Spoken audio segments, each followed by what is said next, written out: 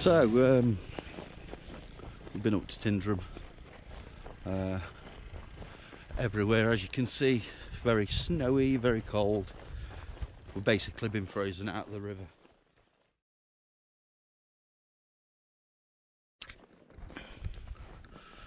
Okay, so one question that seems to get asked a lot on the Facebook pages is people wanting to get into gold panning, but they don't know where to go. You look online, it says it's illegal, people have had trouble here, people have had trouble there, and people just want clarification. Can they actually go gold panning, and where can they go doing it? Well, I'd always recommend for anybody starting out, come to Leadhills or Wanlockhead. Both areas have a licence that covers you for gold panning on the estates.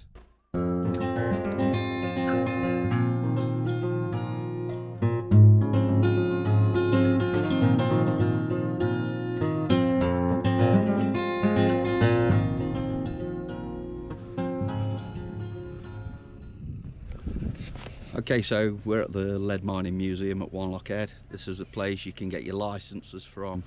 Sell plenty of gold panning kit as well. They sell pans, sluices, pumps, vials, all sorts of little bits and bobs as well.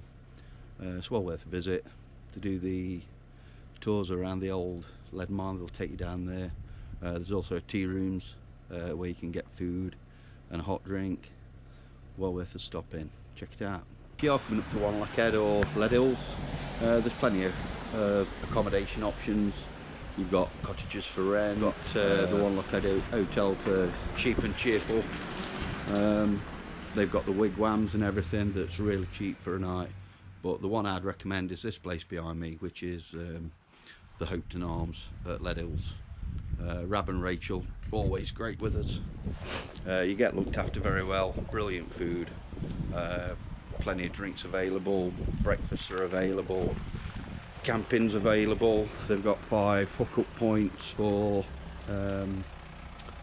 camper vans, so good place to stay.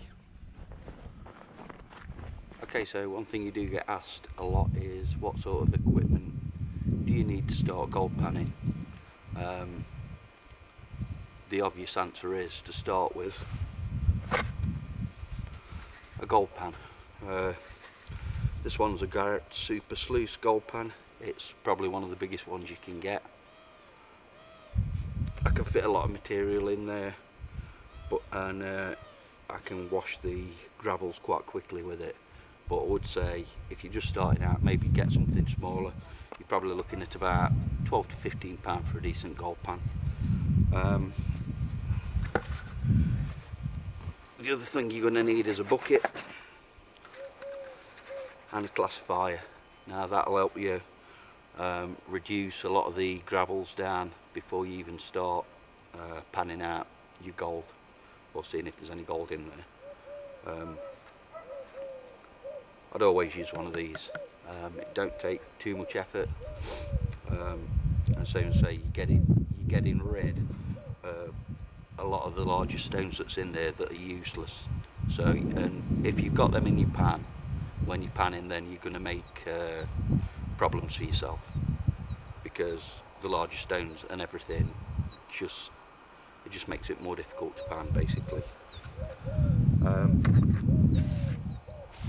Then obviously you're going to need something for digging the gravels out. You know, you could get away with a small trowel, something like that, or a small shovel, but they are quite inefficient once you've got down to bedrock, which is where you want to be. It's very, very hard to clean bedrock with a trowel or a shovel, so I'd recommend a pump. Basically all you do is just suck the gravels up. Very efficient, very good for cleaning bedrock. You'll get in every little nook and cranny, suck everything out of them little cracks and everything. That's where the gold will be hiding. And so basically that's it. Pump, classifier, and gold pan, and obviously a bucket. Clean up tools are pretty simple. You just want a couple of small vials and pipettes for picking smaller gold, but if you're lucky enough to get any bigger stuff, a pair of tweezers. But that's basically all you need to start. Some say you can get away with a shovel or a trowel, but I would highly recommend getting a pump. Leadhills is also home to the Leadhills Ski Club. So if you're ever up this way panning and they've got plenty of snow and you want to try skiing or snowboarding, pop in. They've got the small one on the golf course, which we'll have a look at in a minute, and then they've got a longer tow that goes right up to the masts on top of the hill up there.